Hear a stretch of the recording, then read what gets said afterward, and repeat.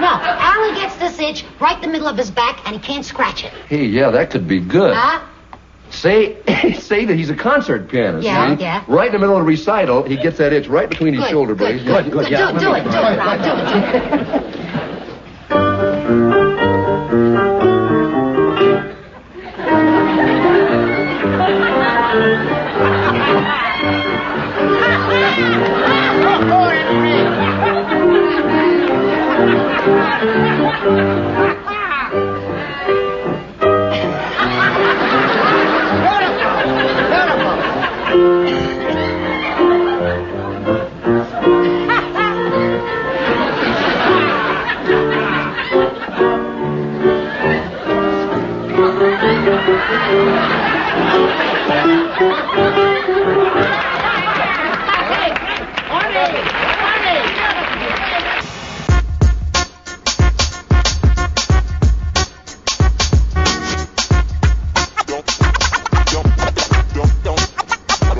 So in this class we're going to be talking about pantomime, the introduction to acting, with a good solid grasp of pantomime and knowing how to approach a scene with pantomime. It's going to equip you with all the essentials when you get into doing character acting with dialogue, because that's where everybody wants to get to. But first, it's important for us to understand pantomime and basic acting and creating beats and rhythm.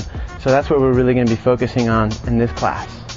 So as always, we got together and we came up with 5 main areas for pantomime acting that we're going to be covering in this class. The first area is, it's all in the idea. The second area is avoiding cliché. The third area is principles and techniques. The fourth area is reference and examples. And lastly, we're going to be looking at an introduction to phrasing. And to help tie this all together, I'm going to bring you through how to do basic planning for a pantomime shot.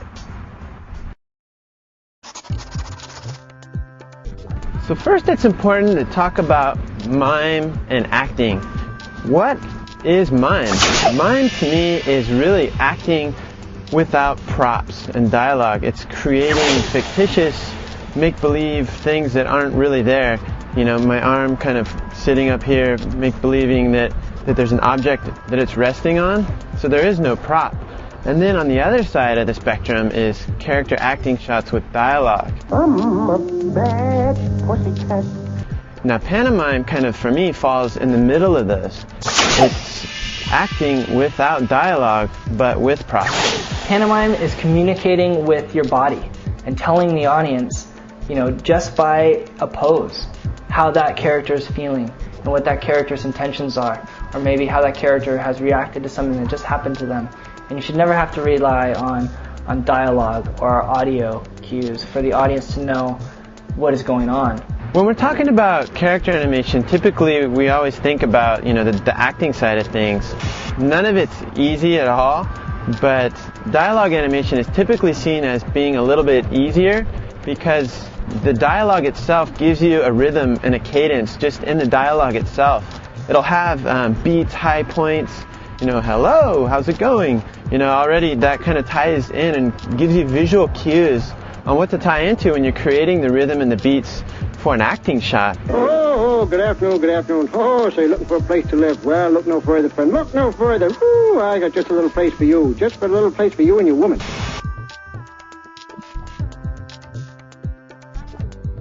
Oh, good afternoon. Oh, say, looking for a place to live. Well, look no further, friend. Look no further. Ooh, I got just a little place for you. Just a little place for you and your woman. Now with pantomime, in animation, that's typically seen as the most difficult form of animation you can do because there's nothing. You're really given a blank slate. And to me, that's probably the most exciting kind of animation you can ever get because you have nothing to tie into, so you create every bit of the animation. With pantomime, because you don't have the dialogue to explain what you're doing, it has to totally come through in your animation. Typically when we watch animation, we really enjoy it. I would say most of the time it's not necessarily the dialogue that we're keying into as the thing that we like. It's actually the acting and the times in between the moments where there's dialogue.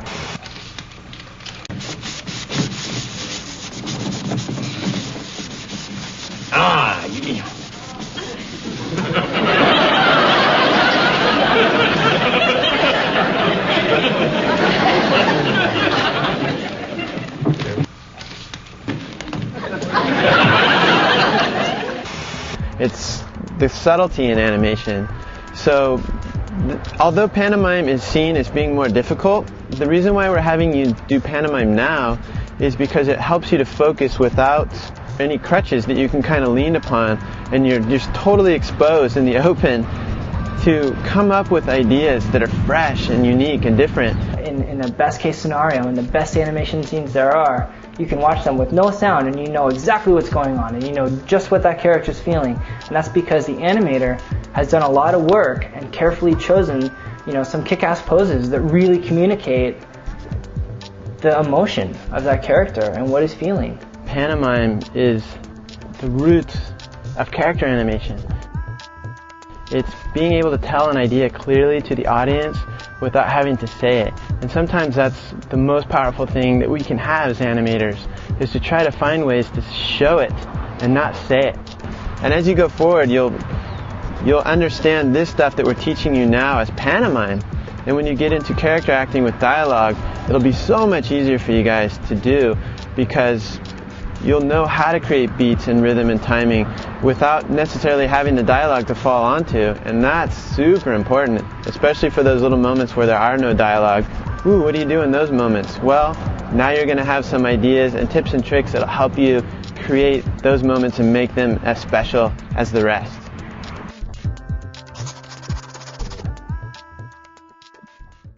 Without a good idea, it's hard to really get anything good into your animation. So if we start with a really good idea, it's only going to get better from there. So just step back and try to think of something that's fun and entertaining. And each person is going to be inclined to go their own way with this. Some people are more dramatic than they are funny. Some like to do the more wacky Warner Brothers style cartoon animation, and it doesn't really matter. It's all up to you individually. But sitting down and thinking about your ideas and having a really clear idea of what you want first is always going to make your scenes good, but especially for a pantomime scene, because that's all you've got. You really just have your ideas. Again, don't go for your first idea right off the bat. You're going to find a better idea if you just bubble it over a little bit, explore maybe 1 or 2 different versions, 3 different versions, ideas on paper hopefully, that's a lot faster. The great Frank Thomas and Ollie Johnston said, spend half your time planning and the other half animating. And I think that holds true so much today, more than ever before. We have to think beyond our ideas and think, what's going to make this great? So spending some time up front planning and thinking about different ideas is super key to me. It's the major key tip and trick technique that you can do to make any animation great, because you have nothing and you create everything. You create every footstep, every footfall, every smile, every whimper, everything in a character, and that's the magic behind animation. Because you're a student, you're probably completely and totally immersed in animation. I'm always watching animated movies, frame by framing, trying to find, wow, how do these guys do this? How do they make this stuff so great? And one key that I can say to you is to have good choices. Trying to find acting choices, like something like trying to pull from what's inside, my gut feeling about something, like, because I never want to like let go of my own instinct for what I'm doing. You know, I think there's something there in that all of us can bring our own like our own style to let that sort of come in, but at the same time draw from outside sources to you know, create a hybrid. It's the choices that you choose that are great or not great. Like, this person's choices are kind of, you know, typical, or this person's choices are amazing because they're thinking beyond. And the way to do that for me is to kind of unplug and to think about animation beyond the great movies that are out there, the great things that you've seen. You know, get away, get out, go out with your girlfriend or your boyfriend, just go on a date, you know, go to a play, go out and live, because animation really gives the quality of our life so much more, and they can pull then from all these different experiences, and that is what makes great animation, is knowing that when you get this shot, it's going to be different every single time. It's so different, and that's why I come back to animation the whole time, is because every time I do it, each shot allows me to pull from life, or pull from areas of movies or different things that I've seen, and try to extrapolate information from that and make it as good as I can and make it as amazing as I can. So take a few moments to find something that you feel is entertaining, something that really inspires you when you're animating, because that's when you're going to get the best work, is when you feel inspired, when what you're animating truly feels like it's coming from inside of you. That's when your work is the best, because it almost animates itself. So when you're thinking about animation, there's one big thing to avoid.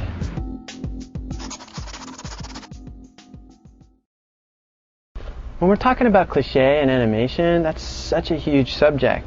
So let's first go ahead and look at the definition of cliché and how it applies to character animation. An overused expression or idea. A person or character whose behavior is predictable or superficial.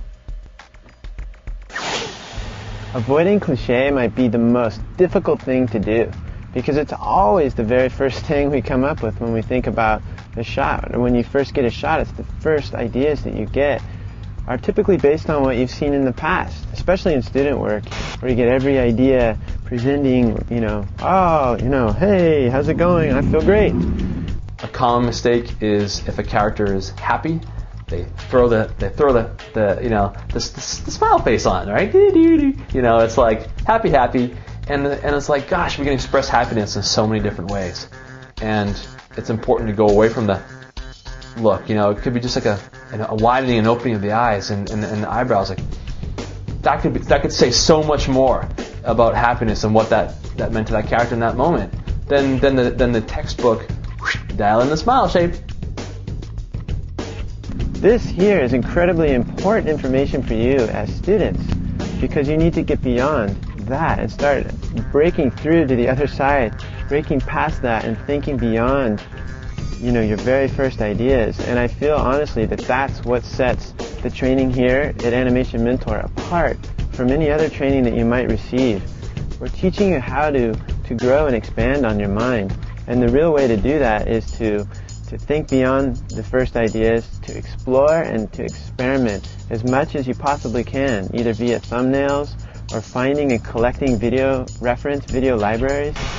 That's something that I do. I know many animators do. We get, like a little laptop, little video camera, and we carry it around with us, and we grab as much reference as we can. We start building libraries of walks, of runs, of gestures, of all sorts of things, interactions. And that's super important, and that's kind of how you start getting beyond. You start thinking past, character's got to do something here, I'm going to put my hand on the hip. Okay, how many times have you seen that before? Even in feature films, and it's not a bad choice, and that's a thing to know as well. Cliché sometimes is the right thing to do. Maybe you're going for that, maybe that actually makes that moment great. And the only way to truly know what to animate and what you're animating is right is to explore. And then at the end, pick the idea that you think is going to best communicate that. And that's going to be the best animation that you can do. And you might look back on it again, in a month, 2 months, or even a week sometimes and go, oh man, I would have totally done that differently now if I would have started over. And when I think about Pixar, the best shots that I've seen at Pixar are not the best shots that are, polished and every little finger is perfect. They're the shots in dailies that when they come up, people laugh and they love them. And it's because it's different. They thought about it and they came up with something a little different, and it had a spark and a quality to it that just wasn't there before. And that animator put something there and really made it special. If you're animating like something like a pantomime, and you're trying to be funny, you're trying to be sad, you're trying to do be something, but or have your character feel something, but doing it in a way that that is not too cliche. If they see a joke that they've seen a million times, people are gonna get bored. So you have to think about that whenever you're animating a gag or you're animating your character doing something funny, Always having your little library open whenever you walk outside, when you go outside your door. That library, turn it on, man. Start sucking it up. Whoop! Information from all over, every possible way you can to get it in there. Because when you sit down and you start unlocking that library, That's when the ideas flow and the little treasure chests open. It makes your work so much better. So in future classes, we're going to really be expanding on cliché because that's something that we usually fall on to too much. And it's something that we're going to keep reminding you guys. So this is really just an introduction. When you're thinking about your ideas, try to think beyond what your first idea might be, to try to find something a little bit with more of a unique take and a unique flavor on it. And then, if you feel that it's too complicated and it's not really communicating the idea clearly enough, and a point might just be the simplest way to go, then go with a point. So, but first try to explore and see what you come up with, because there's a million different ways to do something, and as character animators, that's the most important part to take away from this section.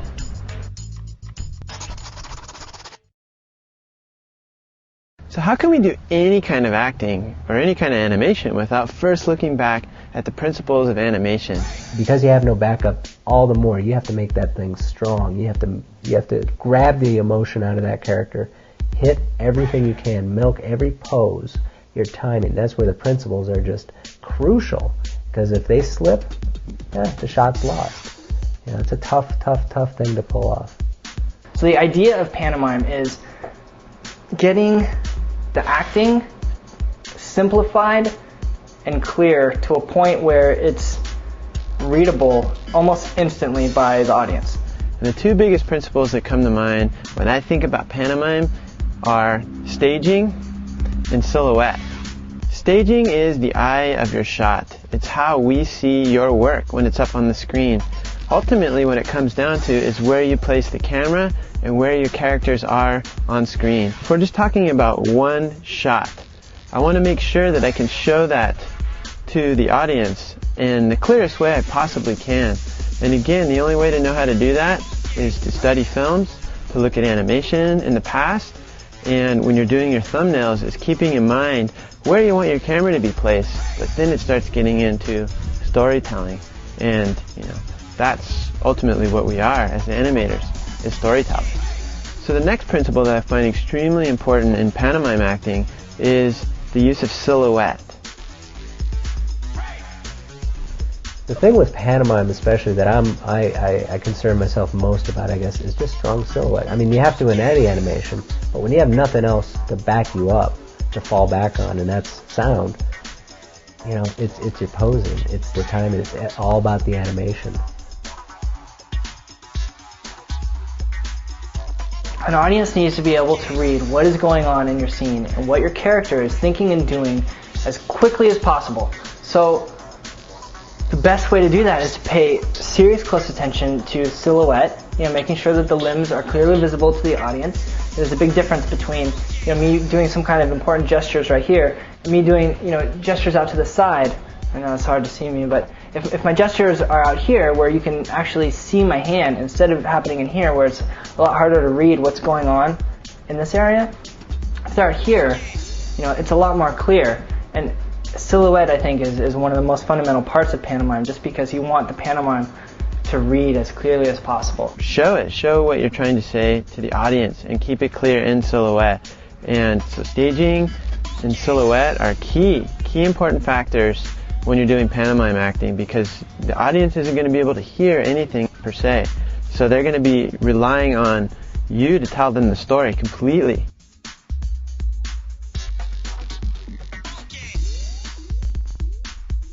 Pantomime is part of the posing process, that you need to sell everything just with a pose, with a quick look. That when a character is down and out, their shoulders are down, they're droopy.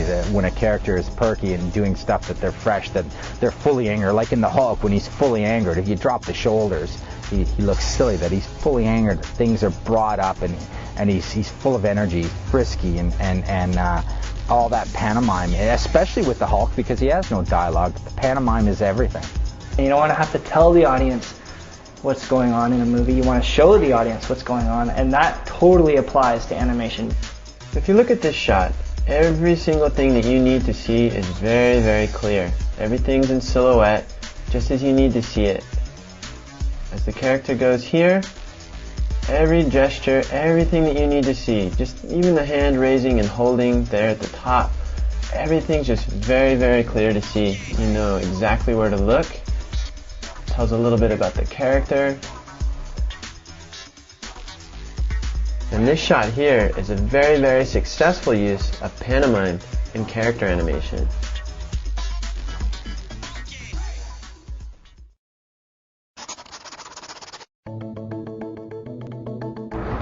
Phrasing is a huge topic in animation. It's actually going to be one complete full class in the next term.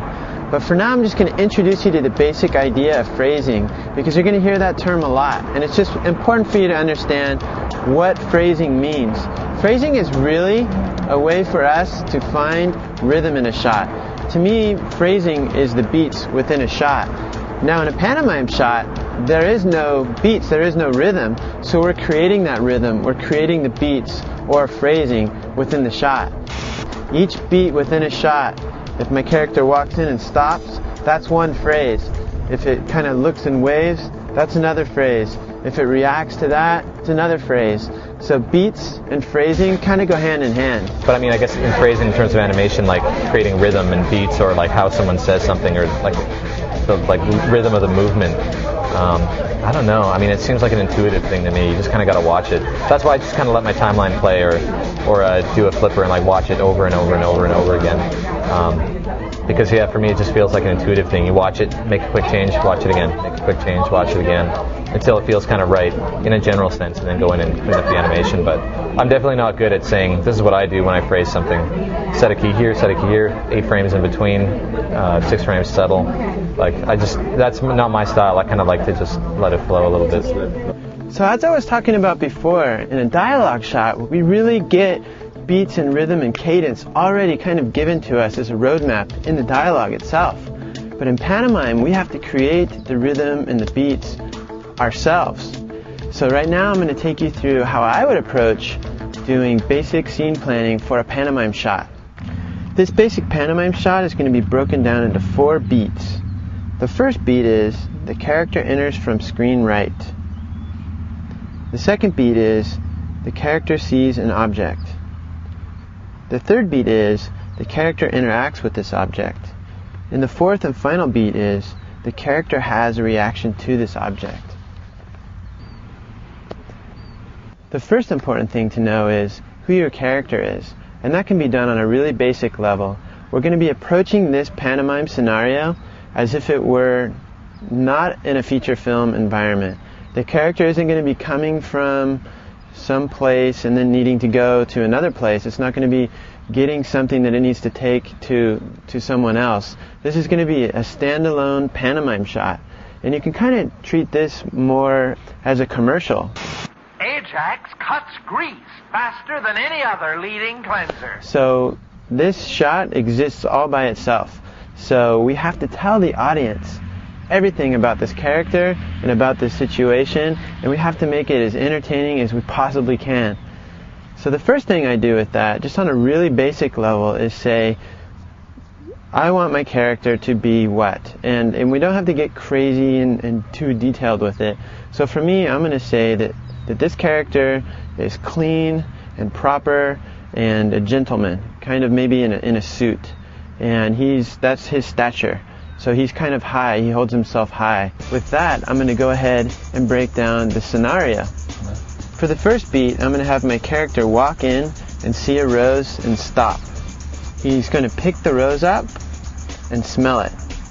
I want his reaction to be disgusted. He's disgusted by what he smells. Now for animation purposes, we can look at each beat in this shot as a key drawing, a key moment in the shot. So those are going to be my 4 keys. Now I have these 4 beats in my shot that I can call upon. Now what can I do with these beats? As an animator, that's the first thing that I think of. And I know that my job is to make this a standalone shot and to make it as clear as I possibly can and as entertaining as I possibly can, so that if you're going to watch this shot, you're going to be like, oh, that was cool, you know? What was it about that made it cool? Or, you know, so that's ultimately the entertainment value. So when I look at these 4 beats, I'm looking and using and trying to tap into one important concept of animation, and that is contrast. I'm going to be looking at how to contrast these 4 ideas between each other. so that each idea is a little bit different and isn't always the same. So I'm going to be looking for ways to break that up, and that, to me, is through contrast. You know, having a character happy and then have that character sad, and then have it alert and then maybe sad again, or whatever it might be. But finding those ways to contrast, because that kind of, as you're watching a shot, if it's the same all the way across, you might be like, you know, that's cool. But, you know, to see the character go up and then down and then up and then down again, that's more fun, because you're like, where is this character going? What's happening here? So I'm going to try to create rhythm and beats within the shot by having slow moments and fast, quicker moments within the shot. The thing that's driving it really is you and the director, what you want. So I go back to the contrast of motion. You know, totally set it up to where it's not going to be monotone. You know, you got to have some spark to it, depending on the emotion of the scene. If it's somber, if it's energetic, and all that. We don't want every idea to be the same, but at the same time, like we talked about in the last class, we want to make sure that everything is clear and as simple as it can possibly be. So for this example, I'm contrasting each beat, but typically that's not what you would want to do. You kind of want to find a moment, just maybe one moment, to contrast, and instead of just having everything the same. So if you find that one moment, that maybe just that one special moment in a shot where it's all kind of flat, and then whoop, you know, you do something kind of fun, that's going to make the animation better. And that's kind of what we're trying to get at here. Not to overcomplicate things too much. Keep it simple, but use contrast as a tool, as a beginning tool for your toolbox when you go to animate a shot, because that's going to be one of the tips and tricks as you get further along that you're going to kind of be calling upon a lot. And not just monotone, you know, it's like that becomes boring, even boring to animate, believe it or not, and it's really tough to make something out of that. So keep your ideas concise. Pick one or two accents in the scene, or where your key moment in that delivery is, and make that pose, that extreme that you have, be the most communicative to the idea in which you're trying to execute. You can have something animate, but to go that extra step, to give it that nuance, that quirk, that suddenly people are going to tie into, because whether they've done it, they've seen somebody do it, it's a realism factor that just, it's so spot on, and it's funny, it captures, that's the contrast. You have a scene like this, but there's that one bit that's just funny. If you've got a video camera, I highly encourage you to express yourself. Get out there and videotape, get reference, go nuts. You know, don't be afraid to get up there and start acting out your shot. That's the best part about being an animator, is you can be a total, complete fool, and nobody's ever gonna see it. You know, you guys get to see it because you get to see us making fools of ourselves. So get out there and experiment. When I do a shot, video reference is one of the biggest tools that I use, because it kind of helps me find rhythm and cadence and trying to find that phrasing that I'm looking for in my shots. One of the first things I do when I get a new shot is bust out the video camera and start filming. That's one big way to get insight into your shot, because when you start a shot, you don't have any information. So video reference really helps you get a basic idea of what you could possibly do with your shot. It lets you quickly experiment with different ideas and kind of explore, like, oh, that's not going to work, or like, oh, that's kind of cool, I didn't even know that my leg did that kind of that little arc over when I did that little move. And that's really important. Video reference, we don't want to copy frame for frame. It just doesn't work like that in animation. But you want to try to find the beats and the moments in the shot, and kind of maybe even pull some timing from it as well. So from this, I'm going to go ahead and pull some poses from it and start to thumbnail out the shot. So let's go ahead and skip forward here and look at all the thumbnails that have been observed from the video reference. There's lots of different situations here, so I'm going to go through them one at a time so we can kind of get an idea how important it is. All the different things we're thinking about here, silhouette, staging, posing, and all the other elements that go into making an animated shot. So let's go ahead and break down the first scenario. We know we want the character to come in from screen right. So I'm going to give a little bit of headroom at the front here and just start the shot off with just the rows in the scene. I think this is going to be really clear for the audience because before they see the character come in, they can get a clear visual read of the rows. After that, the character will kind of happily enter the screen from screen right, see the rows, and stop, and just be in a pleasant nature because it's going to give us somewhere to go as we go forward. I'm going to have the character reach down, lift up the rows, and hold it right out in front of him. Now, something that I'm observing here in my thumbnails is that if I have him reach across his chest like this, that's kind of breaking the silhouette, and it's probably not the clearest pose. It's probably not the clearest way to get up into the pose where the rose is out in front of him. So I'm actually thinking that pose I'm not going to do because, yes, it breaks silhouette, and I don't think it's the clearest way to get to the pose that I need to. Now, one thing to note here is that you don't always have to do every single thing in silhouette. When you do things in silhouette, sometimes it feels very stagey. But for the purposes of this shot, I just think it would be much, much, much more clear if we went from him reaching down to pick up the rose to holding it right out in front of him. I just think that that's a very, very clear read. So now that he holds it in front of him, I'm going to have him sniff the rose. I probably would have him anticipate down a little bit, kind of dip down ever so slightly, but instead of drawing that thumbnail, because I would go into the computer to animate this shot, I might not need to draw every single pose, so I just would make a note on the side of this drawing that I would have the character anticipate down ever so slightly before he raised into the smelling pose. Now, having him raise up onto his toes and his whole body kind of leaning up here, that's another note I would make just on the side of the drawing, that I'm going to have this character, he might quickly raise and then ever so slightly kind of peek to the top of this drawing, kind of shaking his head in satisfaction. And then, as I have him react, I think that it would just be great to have him hold at the top of that pose and then just everything reverse, from being completely and totally immersed in the moment to completely open. The shape of the mouth reverses, the eyes go from squashed to completely wide-eyed, and I would hold this pose for a moment. I know this because I can't just have my character smell the rose and then react. If I do that, the audience might not understand what just happened. So if I have him pleasantly smelling the rose and then go to this pose here and then hold it for a moment, that's going to be clear to the audience. And now I can go anywhere I want to with this, and that's where the exciting part of the animation happens. So let's go ahead and see how the first part that we've come up with so far plays out.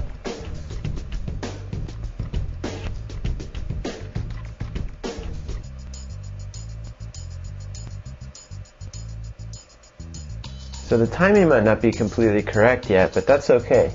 I think the beats are there, and it's important to note what those beats are. So let's go ahead and break it down into the phrases that we have so far. The first phrase is that we have the character come in from screen right, see the rose, and stop. That's our first phrase. That's the very first beat in the shot. Even though there's several things happening here, that's considered one beat in the shot. Now, having the character reach down to hold the rose in front of him, that's phrase 2, because that's a beat that we're going to have. We're going to have him hold here with the rose in front of him in clear silhouette so that the audience can see that he's completely in this moment and show them exactly what's happening. And then as I have him dip down, anticipate, and then come up and react, now this is going to be the third and final phrase of our shot, his reaction to the disgust that he feels. So there's so many different ways that we can do this, and that's why I really feel that thumbnails are extremely important, because you can really rough out some ideas quickly. Now, these drawings are a lot more refined than I would do if I was doing thumbnails. I wouldn't draw the tie, I'd just probably go for the general shapes. Just for making things clear, these are more refined drawings, but when you're doing your drawings, they don't have to be so perfect.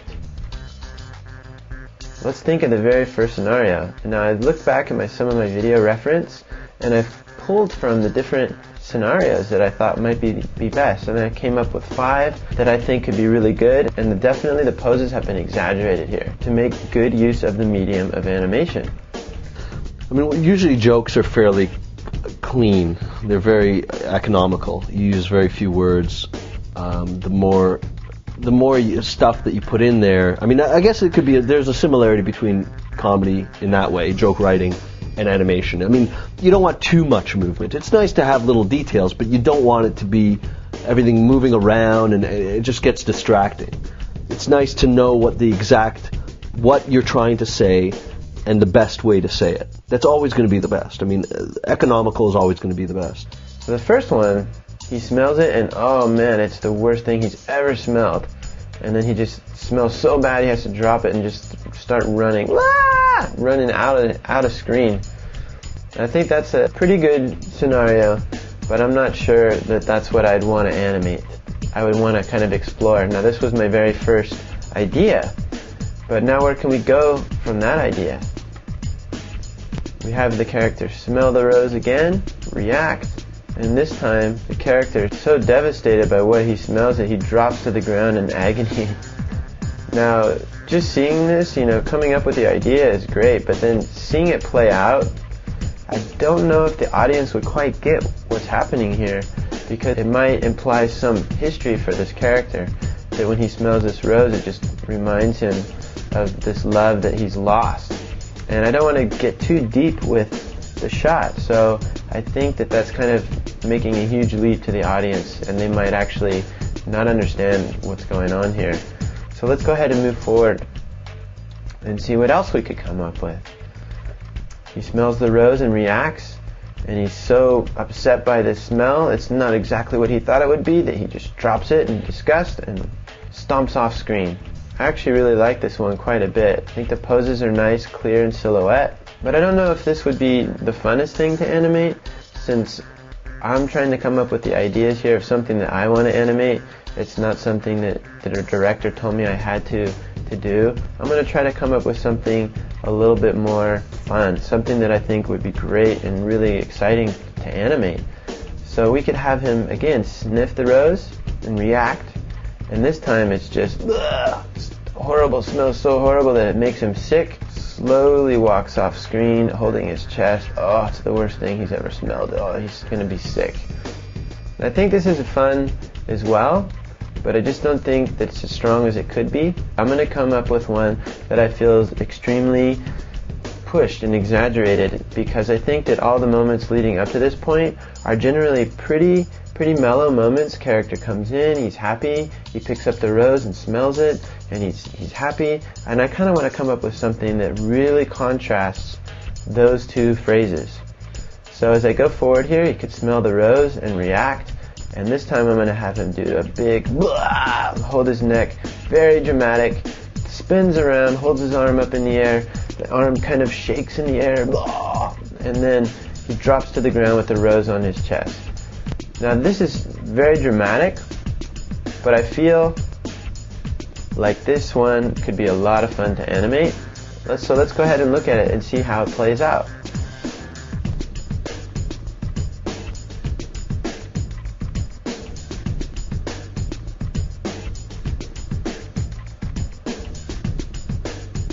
So I look back at all the different scenarios that we've come up with.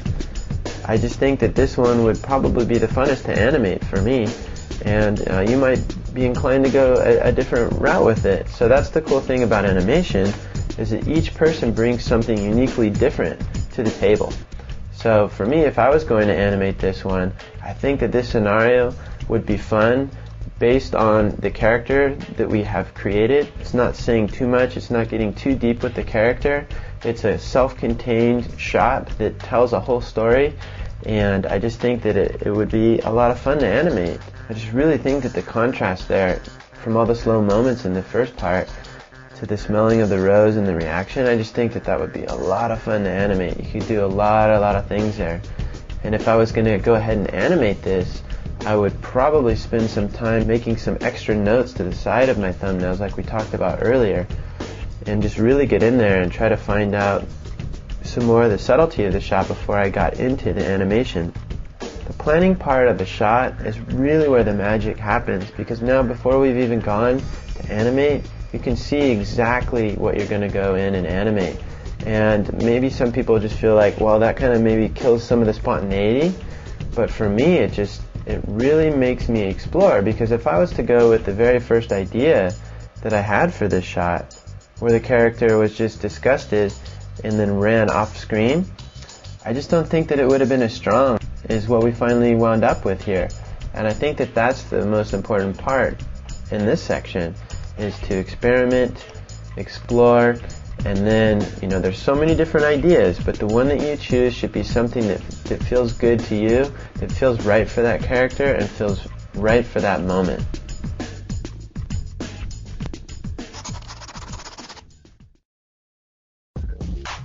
Pantomime is like the core of what we do.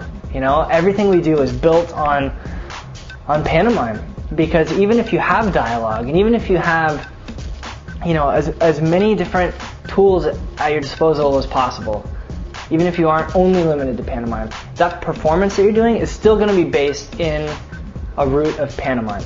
So pantomime is such a deep, huge topic in animation, and really this is just the introduction to your knowledge and your beginning basic steps into pantomime acting. As you go forward, you're going to really start to explore the different things that we've covered in this class and start to couple them in with a lot of the other things that we're going to be covering in some of the more advanced classes as well. Take those ideas, the basic ideas we've covered in this class, start experimenting and playing with them, and they'll really start to help you grow as you go forward. So good luck. The audience should not have to hear any dialogue to know what's going on emotionally in a scene. In an ideal scenario, the audience can look at your character, and a deaf person, or if it's on mute, or whatever, if there's no sound, they should still be able to tell that your character is ecstatic, or destroyed, and sad, and depressed. You know, they should be able to tell what's going on, just from the body attitude, from the pose that you've carefully chosen, from, you know, your reference and observing the world around you and checking out your friends or acting it out yourself and really feeling whatever your character is feeling. If you have the key elements of something dramatically funny or with a great read and stuff like that, but I bet you that the animator who can make something out of nothing will make that scene with all the elements sing.